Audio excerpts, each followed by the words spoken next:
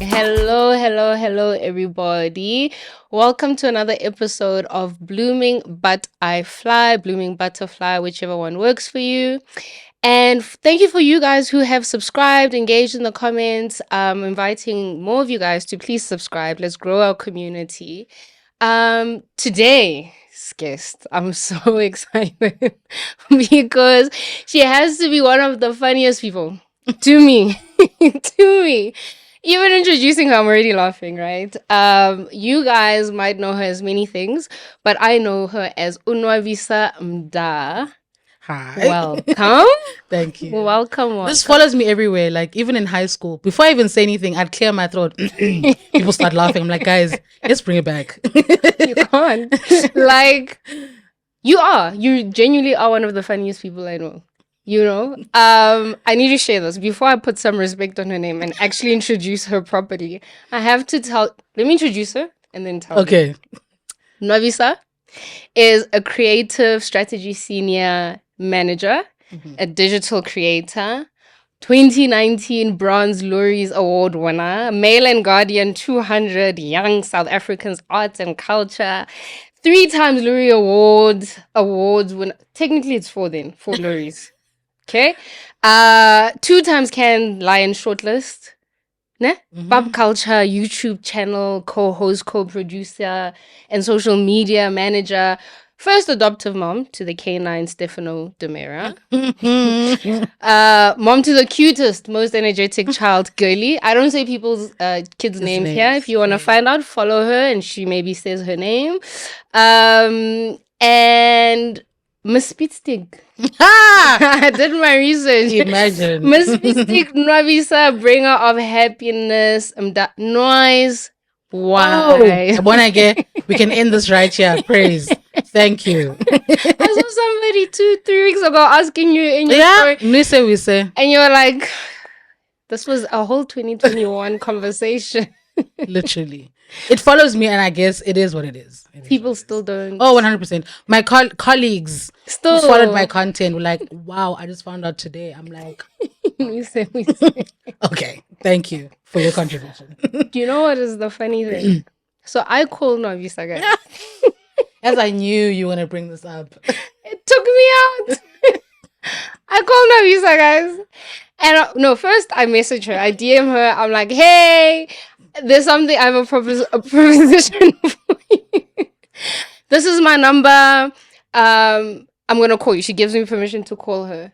And I prep. I'm like, the +971 number is me. The caveat is message first. Hey, proposal. Can I get your number? Nwabisa sends the number. I get off Instagram. The follow-up message I then don't see, which is the disclaimer that was relevant. Number from is this, it is me. Now, minutes after the message, I then receive the call. Who do I know from Emirates? What? But no, I know no one. Tell them how it actually happened. She answers the phone and goes, I said nothing. Because I was like, when I don't recognize the number, I'm not greeting. You must talk first. I need to you calling me. You talk first. So I pressed that's what I had to do. And then Hublang speaks. And for 2.5 seconds, I was like, then it all came back message. And then so when she comes on the line, she's like, what just happened? I'm like, ma'am. And then like, but I messaged you on Instagram. I'm like, I didn't see the message. And also, this is actually the other story. Back in 2020, I got a call from a number in Dubai. And when I answered it, I unfortunately saw the private parts of a man I don't know.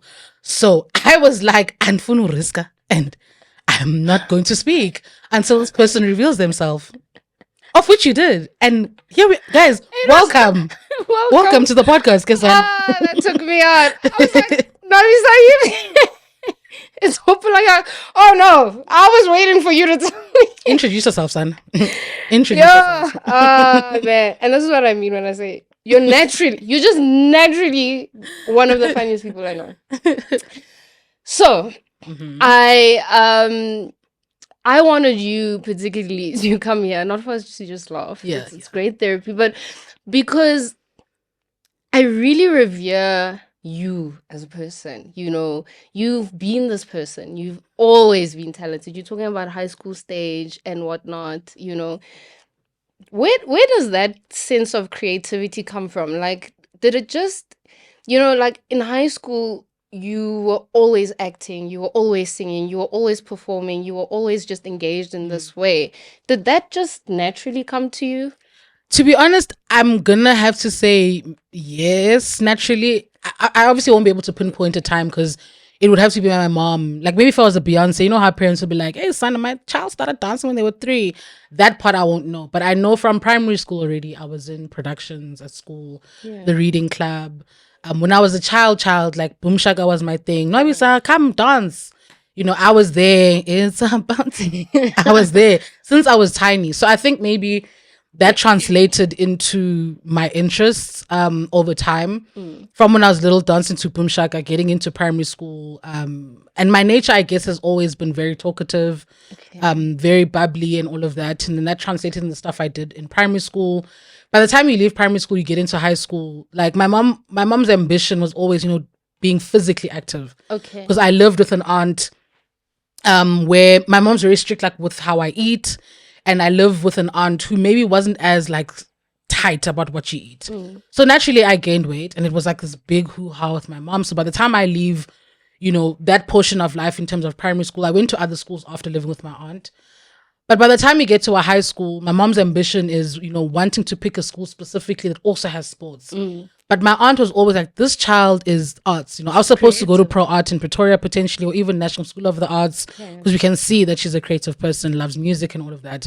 Mom was like, yes, this is great, but like sports. Yeah. And then I get to high school and signed up for tennis, started burning in the sun, and I was like, no. This is not my portion.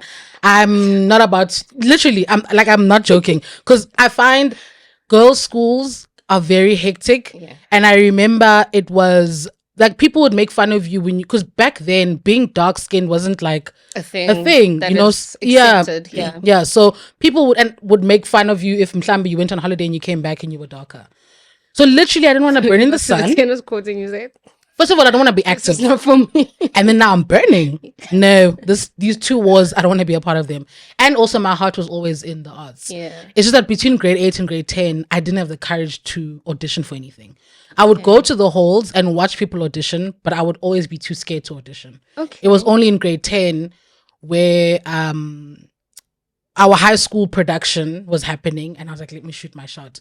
And literally up until matric, I always just landed the comedy roles as well. Yeah. And end of matric, I was the captain of the high school production.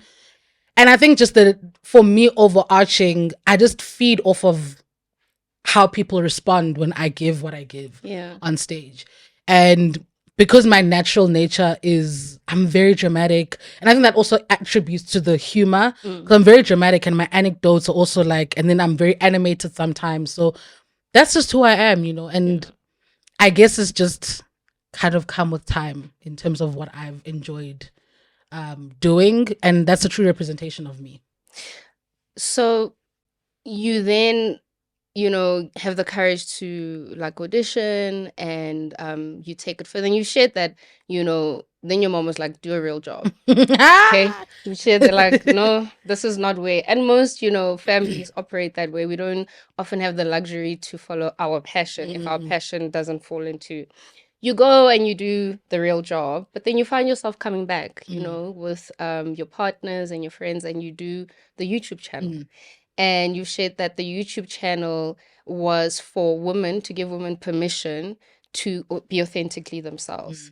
Do you now, looking back, see the impact of your YouTube channel? Have you taken it in? Yeah, definitely. Please, definitely. I think also to give my mom credit, share Miguel, I think also we also have to give our parents grace. Yeah. Because I think they know what they went through. Yes. And they were trying to put us in spaces that set us up for more and better success. Yeah. I think that they wouldn't have known back then that the arts can really be profitable What it can to the be, point of what it is now. I don't think if I told my mom back then in high school oh yeah, no, mom, I want to be a YouTuber. And what is YouTube? What is content? What is, even back then that wasn't really a thing. Yeah. So I think to give her credit, she was always, until today, as long as it makes me happy, she will support it. Yeah. But I think at the time when you're fresh out of high school, you don't know what you don't know. Yes. So when I'm now saying I want to be in advertising, beautiful, but maybe go to UCT. Yes. Instead of like triple A's in the Vegas, because she doesn't know anything about those schools. And she didn't go to university. Right. So she's also leaning on my aunt's guidance as the ones that went to university. Yeah. And they had a perspective and a point of view. And obviously that's going to become information for her that will cushion her. Yeah. So I think to give her grace and credit, she still supported me, but it was like, I'm also just trying to build on a foundation.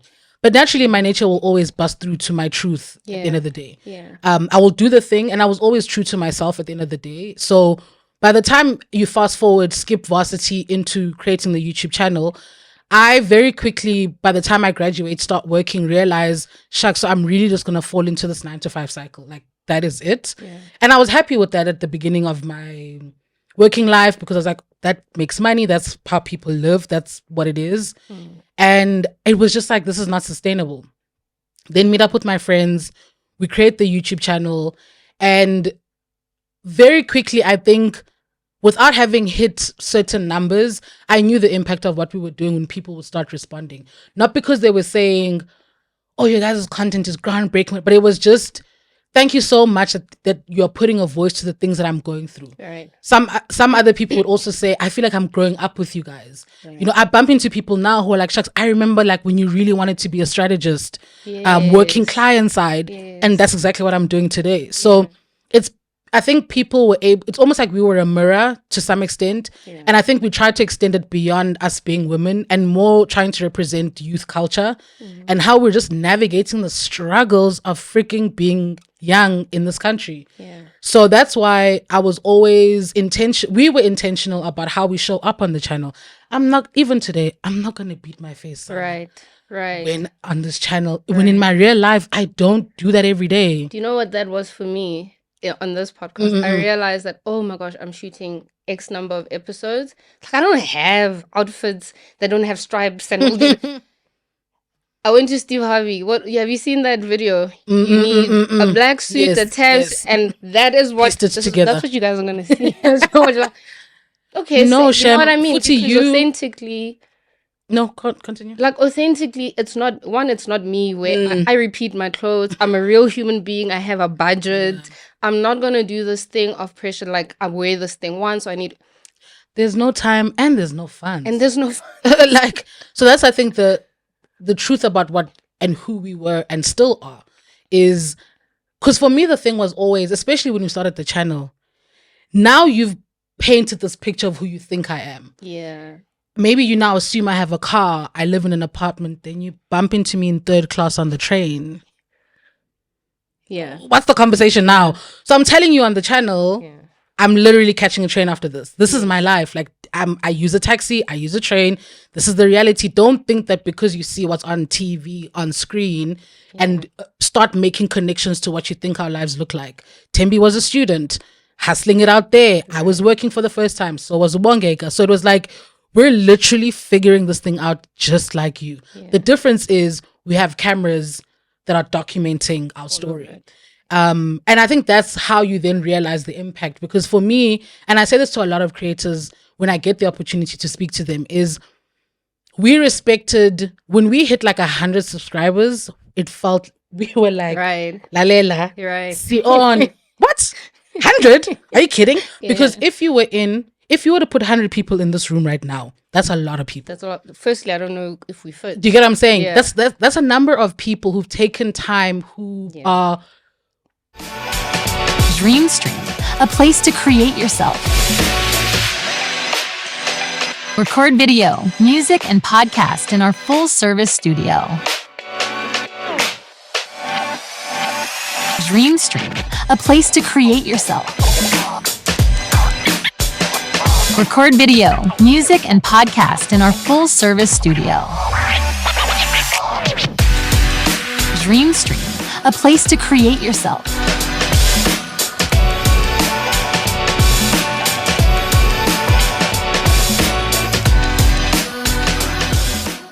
listening to who are keen and invested in what you have to share. So I think that was the part for me. So when you start seeing those numbers moving from it's my family and friends watching to now the friend's friend, the this, that, and it's like, shucks, okay, this Yes. thing is actually picking up momentum. Yes. And for me, I always tell creators that you have to take the 100 seriously because Yes. how will you take the million seriously? Right. So I think that was the part for me where that's when I see impact, because it's like, shucks, okay, we're making the difference in 1, 2, 3, 100,000, 12,000. But we stayed exactly the same throughout all of those seasons. But I like what you said. It's respecting the individual, Nwabisa. I think I mean I might be guilty of it, and I think we all are, where you get so caught up of the numbers and what the number means, and it's not big enough. But actually there are 11 people every week taking their time, their resources to listen to you. There are people who take you seriously. How disrespectful for you not to take them seriously. 100%. Of course we want our platforms to grow. Of course it means something But when it grows. what is a platform growth look like? More and- subscribers, more But that's the thing, more right? reach. That for me, and now I'm speaking in the context of working client side and being the person who's making the decision on an influencer creator that I'm choosing. Yeah, For me, it's quality over quantity. got you. So I will 100% put money behind somebody who has 1,000 followers because Right. the quality of the content kills. Right. Because for me, growth and demonstrating a successful platform isn't only demonstrated in the number of people Yes. following the platform. Yes. Because sometimes that number is also indicative of the time and experience you have creating. Right. You know, Abo Mihlali, Abo Sibundon, they started in the 2015s, 2016s. Right. That's coming up to 10 years Right. on the platform. And you start today, and you're expecting Let's 160K following. bring it No. back to ground zero. And it's Right, not to say right, that the right. growth can't happen overnight, but I always talk about proof of concept. Yeah. At the end of the day, these are people who had an idea, put it on paper, put it in action, and have something to show for it. Right. And I want to see that something to show for it. Right. Because the ideas that are on paper just are that great ideas. Yeah. So for me, I now can't look at somebody who just has 1,000 followers and it's like, oh, shame, I'm not going to invest in this. You really, like, when you're in the creative space, you can see potential a mile away. yeah. You can see great talent a mile away. It's just people who need honing, crafting, funding, access, all of those I different like things. that. So you have room for, it's that idea of having room for, also room for growth and developing that talent and 100%. developing that person. You have the vocab for it, you have the skill for it, and taking it a bit further with them. 100%. Right. It's the only, I think also that's also a reflection for me of what I'm hoping to contribute to the creative landscape, Yeah. both in the business, commercial, bigger sense, Yeah. and then also as a fellow creator when I'm working with you side by side. Yeah. Because I think at the end of the day, there are just some spaces and places that you might not ordinarily get into overnight or in the next month or the next year. Yeah. But the brand partnership all of a sudden catapults you. And that one brand experience becomes the difference that then sets you up for that number and the this and the that and the Right. everything in between. Right. But just because you've got the millions of people following you doesn't mean that you're mentally prepared for what that really, really means. Yeah. To not necessarily be responsible for 1 million people, but what it now means to have 1 million people have a say in what you have to say. How did that impact you as your numbers grew? You now have a big following. So do you feel like you were prepared for what you got? And I what you think, still get? to be honest, I don't really consider my following all that much now. I'll tell you why. Give me a chance. Give me a chance to land. I don't really consider it like a big following because when I look at my peers and people that I started with, like in, let's say, 2015, I'm alongside people who are now at 60s, 50s, 100s, 200s, 300s. I'm at a 14 in my personal page. I remember our YouTube channel by 2018 was around like 12,000. Our peers are now in the 60s, 80 subscribers, 100, over 100. They're getting the silver plaques, the gold plaques. So, but out of that context, when I was growing, when those numbers were in that scenario, big numbers, because at that time there were no 40s, 60s, and the rest of it. I think at the beginning you feel the pressure, and Pressure to what? no, so it's the pressure of shucks. Okay, there's so many people watching. is our content still good enough? Right. How do we make sure that we're tailoring this content to get more people? Right. Because then at some point, our content creation journey was almost communicating to the loyal people because we weren't growing. Okay. So but we'd have the standard number of people watch the. It's Right. okay, fine. How do we now grow the thing? How do we beat the algorithm? How do you this? And then you start being very like, oh my gosh, now you're watching the numbers all the time. This many people are liking. And then at some point, I remember for our YouTube channel, I even at some stage I remember asking Wongega to remove the number on our page, so that both neither us nor the public can see it. Only when you look back end can you see the number. Okay. Because the thing is that starts to be a deterrent, a distraction. Because our priority and objective was quality over quantity, even as creators.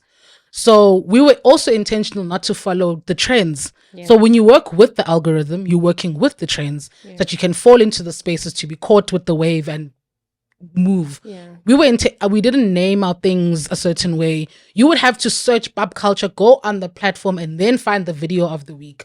Or if you had the notification, you would see. Right. So we weren't working with the algorithm to grow. Right. So someone else may look and say we're being counterproductive to the growth. So of course you weren't going to go more than 12. Do you still believe in that? Do you feel? The thing is, again, like we were so focused on trying to create a unique thing and to have our point of view be the thing. So that if it trends, it's trending for what it is. And the purpose. And here and there, you add the attributes of the trends because there's things that you can do behind the scenes that contribute to the growth and the search engine and all of the good stuff.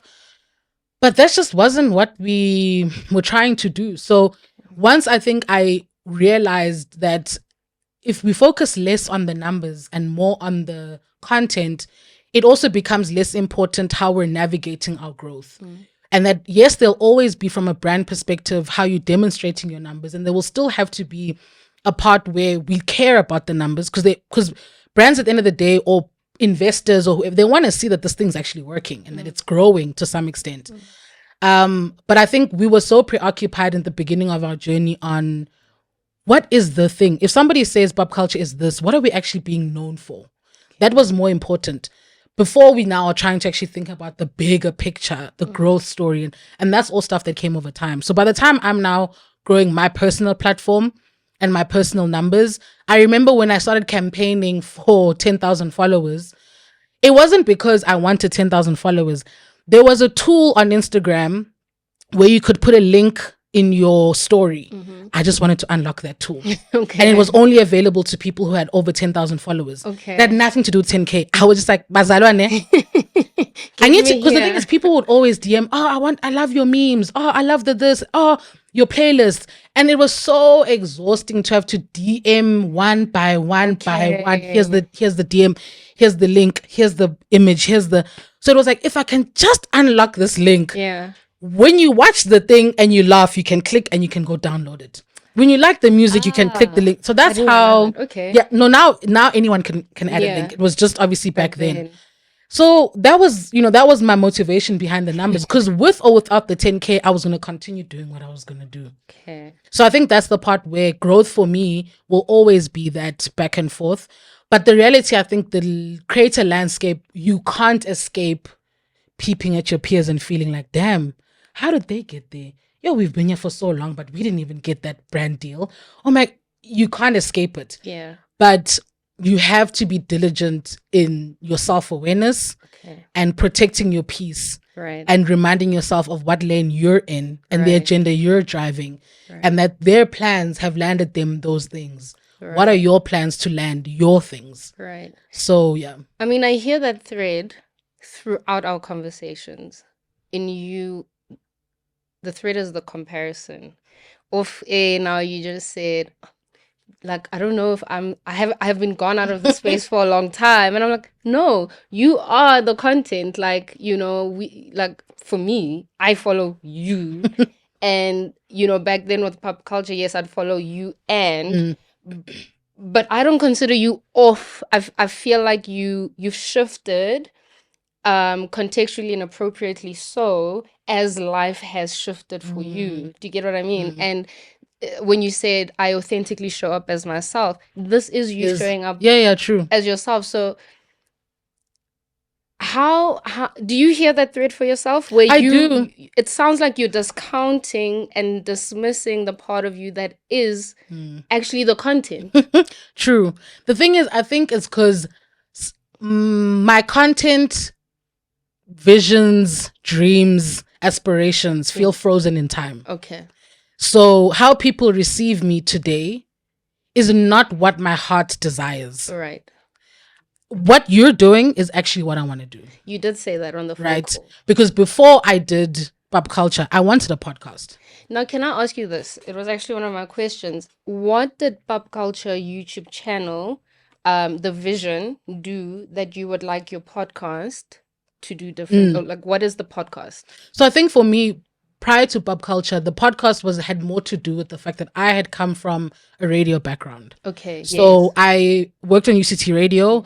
And again, even when I joined the station, I joined as like, okay, I need an extramural activity. Okay. And I jumped in. And then I learned to love it so much because it's like, shucks, okay, Futi, I like talking, Futi, I love music. This all works hand in hand. So I was in the space for 3 years, having been a part of a couple of shows along the way. And then I grew tired of radio. Because at the time, the partner I was working with, it was his show. His ambition was really to like, I'm doing this radio thing. Okay. And my goal is to make it to the national stations. Right. And I was like, you won't find me on a graveyard ship. I need to be transported into prime time. Like, I was like, I don't have what to take. Booze and hustle and push and what? I was like, no, it's just, I love radio, but like, it's clearly I'm not trying to be a broadcaster. Okay. That was his passion and dream. Okay. And he fought for it, and that's exactly where he is today. Right. So I think for me, at that time, I grew tired, but it was like, how do I still sustain this feeling of being in a creative space, but I have a sense of ownership over it. Right. And then at that time, that's then when podcasting, I can't even say it was coming up. It was literally like babbling, because this is now 2013, 2014. Yeah. So now when I'm keen to do the podcast 2014, I don't even know what it takes to make it happen. Okay. And this is 10 years ago. I didn't know what it takes to make it happen. I've seen a few podcasters. I know the ones I love to listen to. Yeah. The Reed being one of them back then. So that's Kid Fury, and I forgot now his co-host. And I just realized that, okay, cool. And I overthink it. And that's, I'll bring it back to like your question. But I'm just contextualizing to say, from there, I then meet Tembi and Bongega, who have creative dreams. It might not have been podcast. It might not have been YouTube. Fortunately, with Tembi, and she's my best friend, she when she heard she was like, I get my sister, let's do this thing together. But then the both of us don't know how to make this thing happen. Action it out. Then we meet Bongega, but Tembi and Bongega went to high school together. So B comes, girl's just about to get a camera, and she's like, well, I don't know what this whole thing is trying to but I've got a camera. Yeah. And then pop culture starts. Okay. So the time the channel starts, I then forgot about the podcast, because it was like, well, this is actually an outlet as well.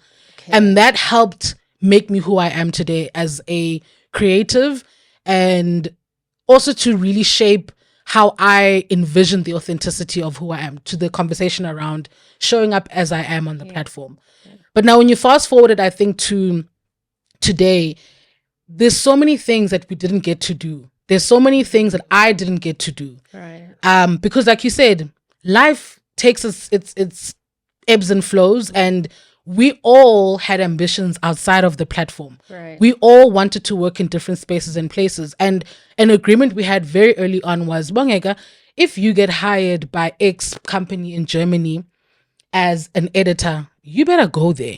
Right. Don't stay here because you think pop culture is a what and a who. You better go. We'll just give you a camera to go shoot your Germany portion down there. Nwabisa then moves to Joburg, and they were like, my sister, you gotta go. So those ambitions become difficult to carry on your plate when you also have the content ambitions. Yes. Fast forward, now I'm a mom. Yeah. Now I work in the corporate landscape that I'm in. That's high pressured. There's a lot of work to be done. It's just its own machine. And then also I'm a mom, and then I want to be a creator.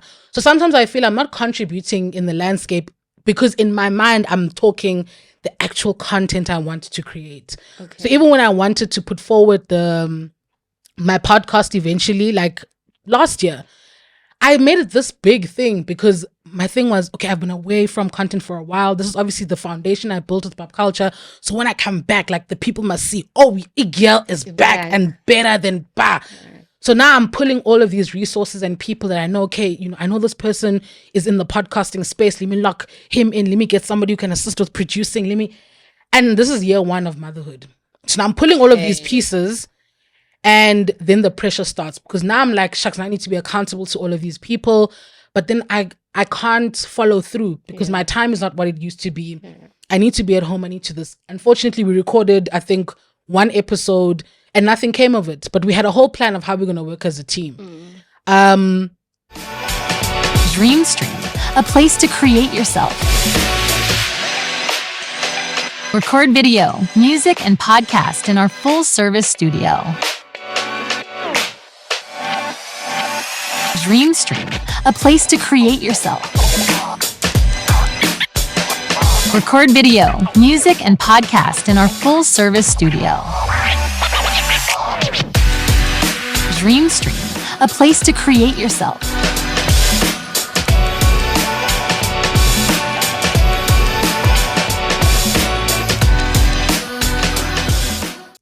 And it was just like, damn, so that didn't kind of, you know, pull through.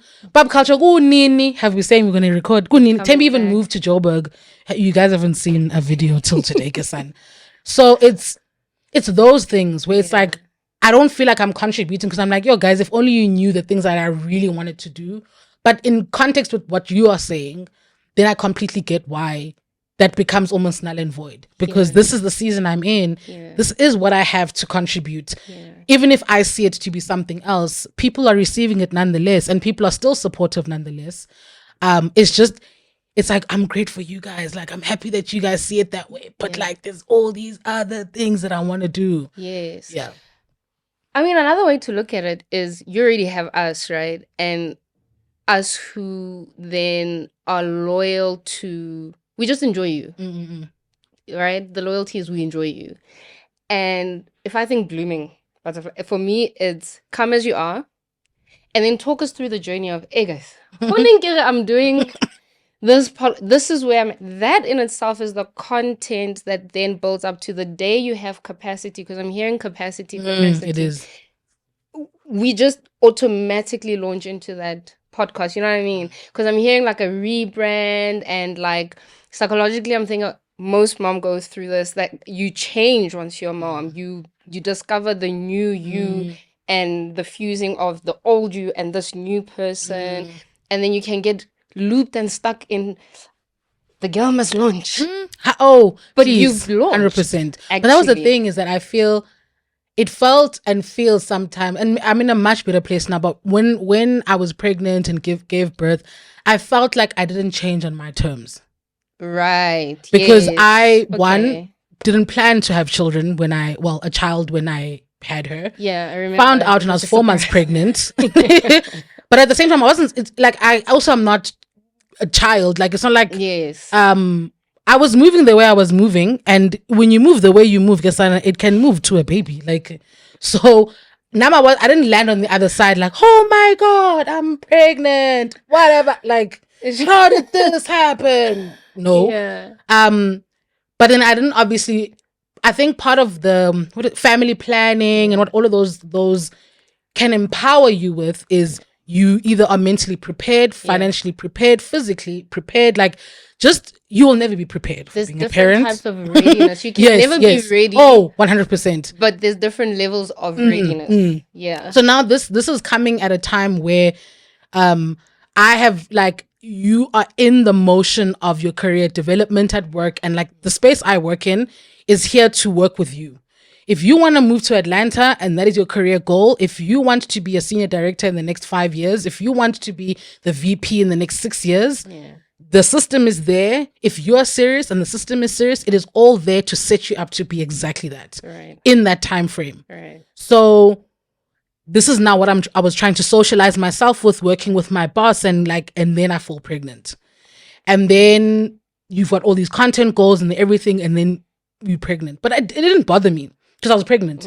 So fast forward, now you have the baby, other things come into play, and then it's like, it's loud. My dreams, my goals, my things. Right. So I think that's what I mean by, like, I felt like I didn't change on my own terms. The situation required of me to step up in my own life in a different way. But for very, very, very, very, very long time, in the first 6 months to a year, I didn't recognize my life. Do you know what I like about your story though? Is that people like you or your story and you still being open enough to share the steps, the lived steps, help people like me see the real behind the actual career. Like there are content creators, celebrities, achievers where I can't access how you got, I can't tell. And then things said, I'm like, I'm a mom. Why can I not create? Like, how are you doing it? You know, like, hey man, I'm a South African. Why don't I have 9 outfits? You know what I mean? But then when you talk it out to say, hey guys, actually there's a lot going on here. I need a moment. I'm thinking, there's so much I want to do. I didn't change in my own terms. It's so real. It's so like true. And then you're like, okay, it demystifies this idealization that we have of achievement. So it's not even just celebrity, just achievement. Like Dr. Kanyile, I love her content. You know why? Because for a person who, I don't know what I was thinking, I wanted to be a doctor. She's the math and science said, no, babes. No, honey. You see what it takes. She doesn't sleep. Let me tell you something. And you see her drinking like caffeine. And you see her praying. And you see... I don't and know you're like, how the good okay, doc is doing it. Okay. She'll be asking for her prayer warriors because I'm like, Hey. you know what I mean? need them, but you also have that faith in you because she's God-fearing. But I'm like, my sister, how have you not collapsed by now? But the how, you see the how. Yeah. I hear what you're saying, but you see the how. And I appreciate people like that because somebody out there wants to be a pediatrician. And they get to see the how. You know, like somebody's going to listen to this episode and be like, oh, this is how she moved from this. At some point, she didn't feel like she was moving. At some point, what I was experiencing as content was frustration for her. You know, and it equips us. This is actually equipping somebody like me. Like, yeah, this resonates. I think also for me, part of that journey, and again, the authenticity just in how I show up as a person, is that again, in the same way I said, when you bump into me in the 3rd class train, what does that look like? Yeah. When you bump into me now in my real life and you think that I'm having a perfect time as a mother, and then maybe one day you bump into me in the store and I'm hitting my child. Yeah. The tantrum. What are you going to say? Yeah. Do you get what I mean? Yeah. Maybe you take the video and you post it online. And other moms will experience that type of stuff because their lives are so much online. And unfortunately, communities online feel some sense of ownership over your life in that way. So for me, it's also been the thing of, while I'm documenting my parenting journey, because obviously I can't always say that I'm documenting like the highs. I'm documenting the in-betweens, frustration. I was like, I want to let girl. What's going on? Why is she still awake? What's going on? Why are you biting me? Why are they hitting me? Stop jumping. Nobody told me about this part, you know? So I think that's just the reality of what it is that there are just those moments that have become my content where I'm like, which part is this one?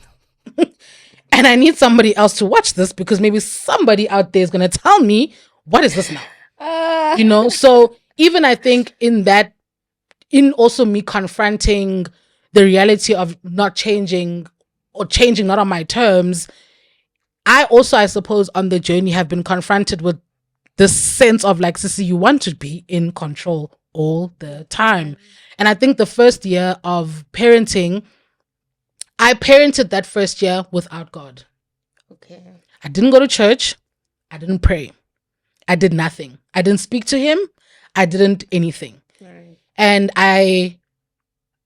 in parts of my life, it was like, that's why I got look, babes. Because you want to be in control. You want to be God clearly in your own life. Yeah, Eva. So I think that was also another reality. And I'm still learning it now, you know. I'm still going through those motions now, but I'm in a more accepting place of, sister, this really is your truth. So I think in those beginnings of that first year, I was resisting the change. Right. Because it's like, because I gave birth in 2022, fell pregnant. So let's say the 2020 and beyond version of me, I'm still that Nwabisa didn't get to do all those things. Right. So it's frozen in time now in this journey in this year, because now I need to be this person. But like, Yeah. I'm like those other things Transitioning. I didn't get to do and be those other things. And I remember there was an analogy that I used to use where, like, in my growth as a creator and this, I almost used to, I was like to a friend of mine, think Iron Man or think any superhero. When I know Iron Man wears that suit, you can't tell him anything. Right. And I felt like content creation and the version of myself and the experiences I was getting felt like when I wear that suit. Do you know what I'm picking up as well? Like, I just realized how a part of me probably dismissed your feelings right now. Let me tell you. Okay. You've said so many times how I didn't change on my turn. I'm like, no, but you're creating, you create, but you don't actually feel like you're creating. And so I'm wondering how much of our imposition, my imposition, still makes you feel like, no, hooplang, you don't understand. You're not hearing me, You're not babes. hearing, you know what I mean? You're not hearing me. This is what I want to do. I'm glad you appreciate this. But in my mind, my dreams and my goals looked like this. And so in the creative space, sometimes we don't have control over what we want to do and what people gravitate or want us to do. Like, I'm hearing that. Yeah, so I think also for me it also goes back, I guess, to the question that you had around the impact of the content I was creating. Yeah. I can't control what that does to you, does for you. Right. So I think also when people, and then also like I'm saying, if I'm giving people the benefit of the doubt, people don't have that malicious intent in how they either receive you, but then also wanting to fill in your cup, right? So I think the thing would have been a bit different maybe had you responded to be like, hey, Nyani, babe, you aren't creating. Wow. Wow. Well, I mean, I can say it, the you're- babes, but like, you're quite right. When are you coming back? Didn't you see me post just yesterday? Yeah. I literally gave you a little something, you know. So Okay. it could have gone either way. Okay. You know what I mean? And I Yeah. think I'm aware enough to know that like the people who know it, get Yeah. me enough that I wouldn't have taken the comment in that way. But I can understand how it can feel like it's silencing that voice or that feeling. feeling. But I think for me is over time, and the one thing that I'm learning is that I'm very self-aware. Yeah. And that's why even in one of the comments, I was like, I'm happy that you guys see it as the content. However, in my real life, it It's just doesn't not. look that way.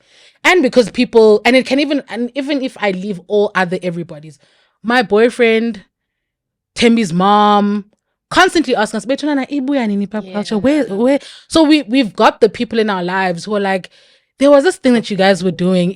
Like, what's happening? And not because they're wanting to be malicious, but because they know who we were. But also you back need then. that community. You need the people that reel you back in. Like, your mom is one of the people that knows your dreams and goals. And maybe she sees you stuck in this loop of, overthinking. If I could, surmise it as that, overthinking. She's like, no, go back. Because you're talking a lot of, and I think parenthood does this, not only to women, but a lot of women feel this, where they feel like they can't do that thing. You said it as, no, but then Nwabisa didn't get to do those things. So does it feel to you like you can't do those things? No, Shem. Come back and Look, do in your the goal? darkness of sleep deprivation, Yes. that guys,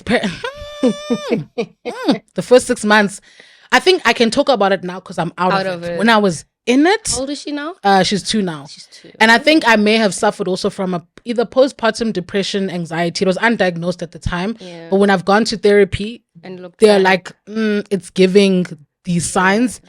'Cause that's especially the first 4 months was a very, very like mentally I didn't ever think I would ever be what you're seeing today. I thought I was gone. right. And I don't even know what the hell that meant back then, but it was like, well, this is my new normal. That process is a lot. Oh, 1000%. So that's why now when I'm out of it and, for me, it just goes simply back to, and footage was content that the Black Wendy created back. A dream delayed is not a dream denied. Right. And I think it's just 100%. finding acceptance in the delay. Okay. And it's not always an easy pill to swallow, but I can swallow it, and I can know that I just have to give it time. Like, I just have to give it time. I'm only 2 years in. Yeah. Motherhood. I'm only That's a whole life project. 4 years into the career that I've built in the category I'm in the company I work for. 4 years sounds like a long time, but in context, especially when you think about when retirement is, your journey is still so long. You know what I mean? So I think when I put things into context, I still have so much life ahead of me. Career-wise, you're still a toddler. You get what I mean? You understand? You get what I mean? Life, career-wise, you're still a toddler. Yeah. So it's just like to have to... DreamStream, a place to create yourself. Record video, music, and podcast in our full-service studio. DreamStream, a place to create yourself. Record video, music, and podcast in our full-service studio. DreamStream, a place to create yourself.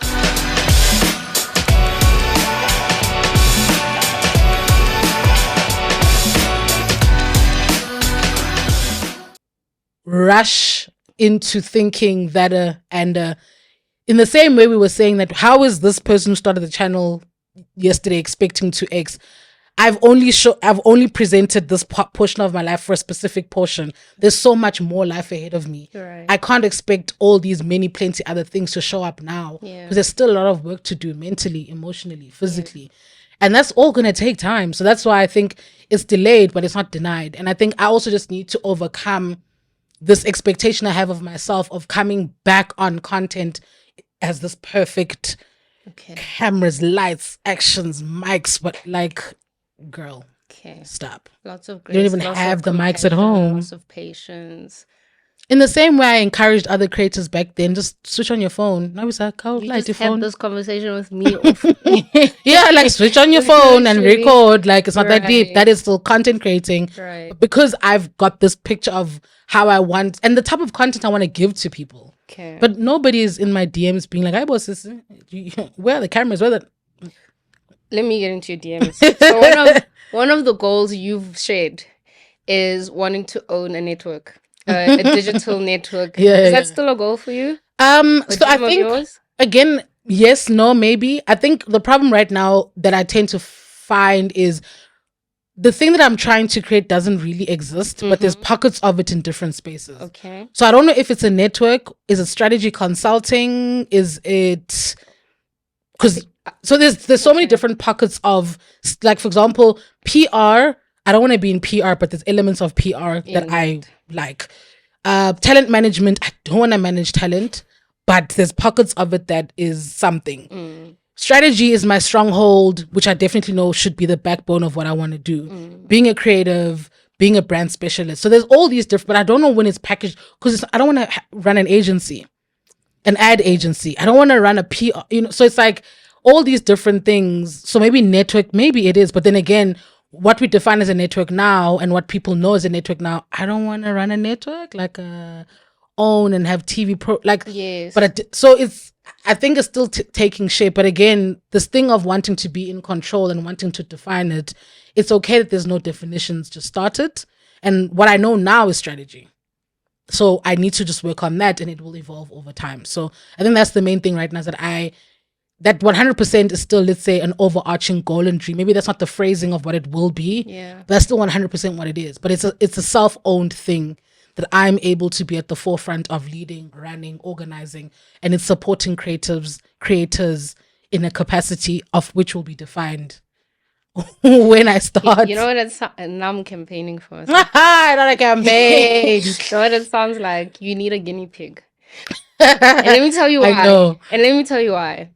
Because you're so wrapped up around your own brand that I think it gets you stuck in the nitty-gritty of it. But if you had a guinea pig who then allows you to am I doing PR? Am I managing your brand? Maybe it comes together into saying, okay, hope like, no, actually, no, babes, it wasn't a network. This is what I want to do. And then your guinea pig decides to assign to that, align with that or not. Yeah. No, and I've had pockets of conversations with individuals who want to be the guinea pig, but because I was so afraid of just like, I don't even know what this is, I haven't defined it. But like I said, strategy is at the backbone. So that's why I'm like, at least in that endeavor, I've been able to at least have that, and that's enough. Everything will figure itself out. In the same way, when we started the channel, we didn't know. You would have had to pay me lots of money if you told me that Utembekile Mahlaba was going to sit side by side with Michelle Obama because of our YouTube channel. Right. If you told me that in 2015, I would have laughed in your face. She's an Emmy Award winner because of our channel and because of who she is. Yeah. So that's what I'm saying, that when you dream, when you have goals, that's all it is. But the plan is bigger than those things. But also, those dreams and goals and visions are much closer than you think. Yeah. Because you want it, you will get it. And because you've started this platform, I don't know what your ambitions and dreams are.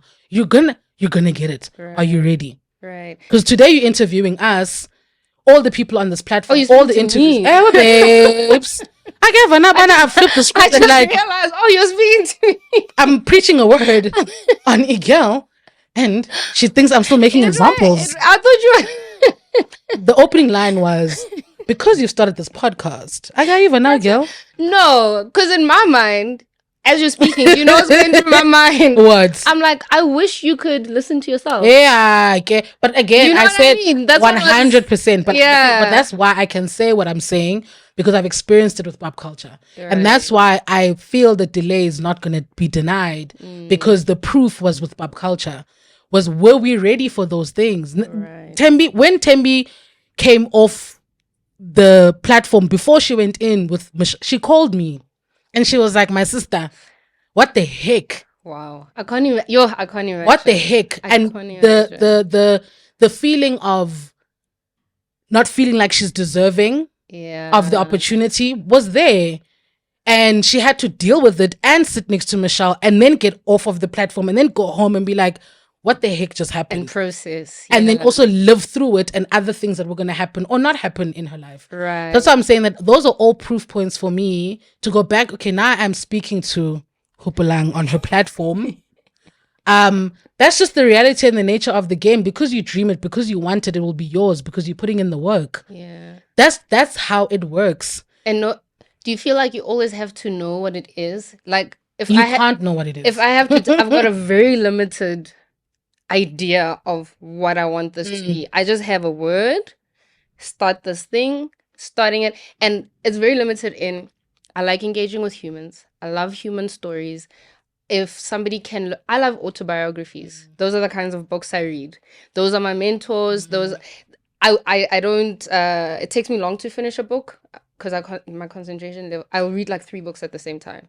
But I'm drawn to human life, and I'm drawn to then translating that into somebody else's life, and this platform hopefully to people's, even if it's one person, that right.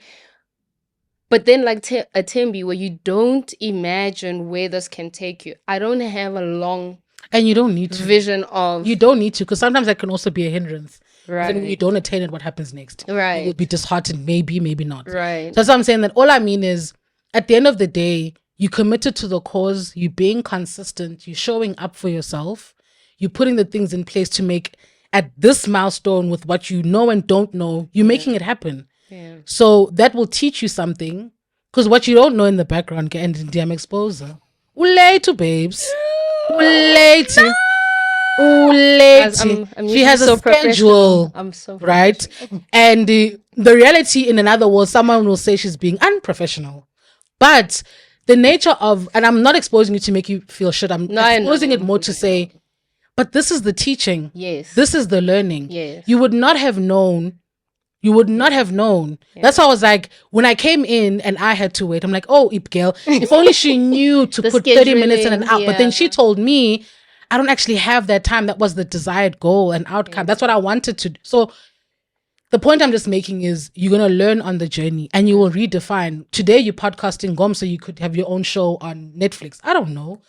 I receive. So what I'm saying is that you may have a plan for today, but there's a Yeah. bigger plan that's out of your control, depending on who and or what you believe in. Yeah. But those things are gravitating towards you. Yeah. And because of the network that you've also built around you and the community that you're going to build around you, we could talk again in 3 months' time. You're going to be in a completely different reality from this conversation today. Right. And that's why I'm saying that's literally what happened with pop culture. We went from, we're just doing this channel. 3 months later, Media 24 was talking to us. Right. We didn't even have the English of nothing of when that And guy you were was doing talking. TikToks. I was saw like, that. what's Yeah. like, I'm just like, what is the goal of the platform? What are the segments of your this is insane. But we left and it's like, okay, so we need to have segments and we now need to have goals and now we need. So that's what I'm saying, that you're going to learn on the journey and it is what it is. And you're blooming as you go. YK. 100%. Blooming as you go. 100%. Yo. Gems. Okay. Speaking about challenges of control, motherhood, parenthood will take you right there immediately. How not in control you are. Talk me through, you said it wasn't, the pregnancy wasn't planned, but it was well received. How has the past 2 years been for you for motherhood? Yeah, talk me through that. It's a whirlwind. You have I love her. She's my person. It's a whirlwind. And I think the highs are high because I think the energy that my daughter exudes, she's so funny and she doesn't know that she's funny, obviously. But she's so funny, girl. And my mom and I are laughing at her all the days. Even just yesterday, it's like whenever I call my mom dearest. Yeah. So I was saying goodnight. I'm like, good night, dearest. And then she's now is like, good night, dearest. And it's like, okay, girl, calm down. So like, I just, so that energy of her is there and it's us. Yes. It's what we did. Yes. But then on the other side, it's just like, this is a baptism of fire because at the end of this day, I am spent. Yeah. And I don't have, beyond my mom and my boyfriend, I don't have a lot of like in-house, in-living support. Okay. I don't have a nanny. I don't have all of that. So it's just like, it's us all the time, every time. And more so me and my mom. Yeah. So my mom is also a co-parent in this journey. Yeah. And it's a lot to take on between the two of us. So in that respect, it definitely takes its toll. Yeah. And sometimes I also feel like I'm just not showing up in my best self with my daughter if I shout at her unnecessarily or if I just go to somebody else, like, but I'm also just trying to understand that this is just where we are and we're doing the best that we can with what we have. But it is hard. Like I'm never gonna sit here and talk about the glowing what and this is the dream I had when I was what and motherhood has been the passion of what. No. I'm figuring it out as I'm going. Yeah. And whenever I think about being interviewed about being a mom, I'm always like, hey, Nkosiam, I don't know that I'm gonna talk about the I found my purpose. No, what? Talk about the truth. So I think like the reason we all get stuck in the bits that we feel like it's just us is because, you said earlier, nobody told me this bit. Nobody told me this part. It's because nobody is talking about it. You know what I mean? And then you're like shocked. And that in itself is like a trauma with a small t. Like the things that we don't know are normal. Right? No, I wasn't dreaming of this or whatever your dream was. Oh, I didn't want to become a mom. It just happened. And I just happened to be an adult who takes responsibility for how I'm moving. You know what I mean? No, I get you fully, but that's the thing. I don't think there should be there should be an expectation of when you ask somebody about their life experience, for you now it's motherhood, that we expecting a particular answer. No, I want your answer because for the rest of us and somebody else, that is part of their truth as well. True. And that is like the quickest way to demystify motherhood. Like people have these ideals of motherhood that then shame us or keep us in pockets of experiencing guilt. I'm not a good enough mother. I should no. Yeah, I think you know what? It's because I just know that the conversation can be very sensitive. in general, and then people also start to feel away when you say certain things and whatever. So I just hadn't gotten to a place where I knew how I was going to talk about it. But again, being true to myself, this is what it is. And again, it's not even to say that I didn't want to be a mom. I did, but it was like you're kind of like 2-3 years arriving earlier. And I remember even saying to my partner, I was like, Pops, the future's today. Like when we're dreaming about it's now, the dream is today. Yeah. You know, so it's a humbling experience. Yeah. Like motherhood is a very humbling experience.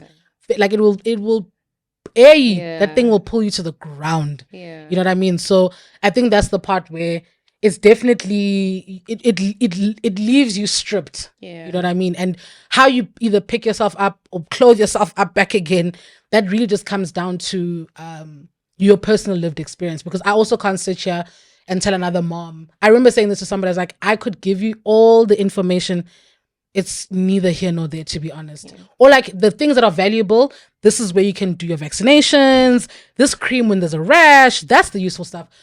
There's a lot of things in between. No, I'm saying, I'm obviously dumbing it down to the basics. But I just mean as in every mother's journey is so different.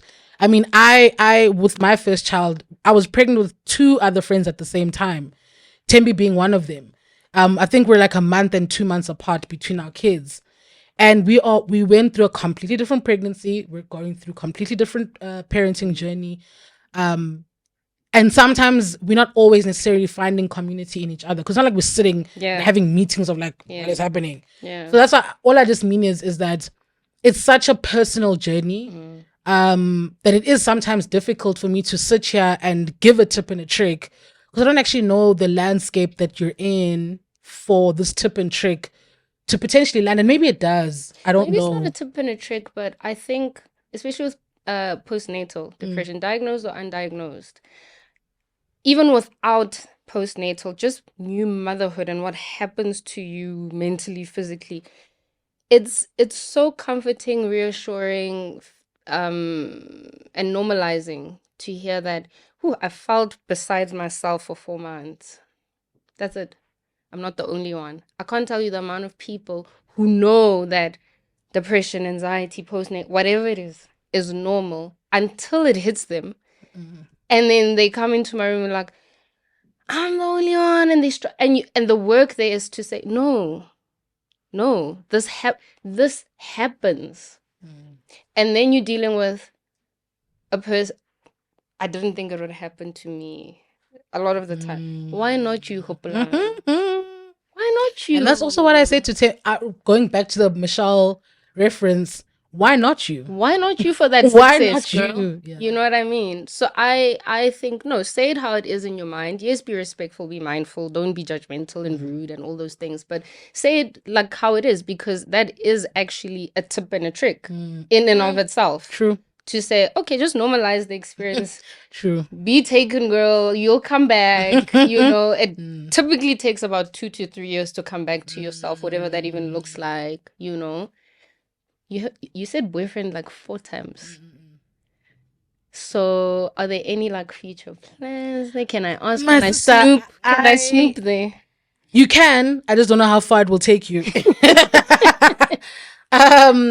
I saw him in the mirror on a post. I was like, he's still there. Of course, he's still there. Okay. I've just posted him less over time. Yes, you have. But no, he's still there. I think right now we're just honestly just trying to navigate finding ourselves in this new dynamic that we're in. Because I think last year shook us. Right. Like it's almost like if you would have held a tree and just went and all the leaves fell and we were just dry trees. That's exactly what the first year did to us. So I think we're trying our best to just bring it back to, or not even bring it back, but redefine it based on these new terms and conditions. Right. But how do we then just show up for each other in a healthier, better way? Some days we get it right, some days we don't. I think currently, by the time you're watching this, we'll be in a better place. But at this cornerstone, we're currently not seeing eye to eye off of something that happened yesterday. Okay. So, so I think it's one of those things where even in partnership, it's tumultuous. Okay. You know? It is tumultuous. And I think sometimes for me, you'll feel like, oh, in love and romance and what will carry you through. And it's like, oh, you can love this person, Sanaram. But Very it's a small so percentage. much more work that goes into Yeah. play. And having a child will expose Absolutely. it. So I think that just is where we're at. I think any sort of future plans in terms of children, marriage, everything, I think we're trying to take what like the chapters of our lives in bite sizes because both of us have so much responsibility. Yeah. He has a lot of responsibility in his personal life. So then when it's us combined, uningi. So I think we're just trying to like, okay, take it in smaller quantities so that we can feel a sense of also not achievement as such, but progress, positive progress. Because when you then, and that's what I was trying to say to him as well on certain things that we're going through of like, I think we have this image and picture of what we want to be, but now when we're not there yet, Right. you know, and it's going to take a couple of things, many things in between, prayer, whatever it is, therapy, for us to make it to that vision that we have. But like, how do you still feel fulfilled and enough and happy in the relationship? So it's like just bite Bite these size. pieces in bite sizes. We're definitely in a better space than we were last year. But it was a kick and a punch, you know. And I hope he doesn't mind me speaking on our Sharing. partnership, but like we nearly didn't make it, Yeah. you know. So it's taken both of us crawling through the desert like we are going for that camphor cream. Yeah.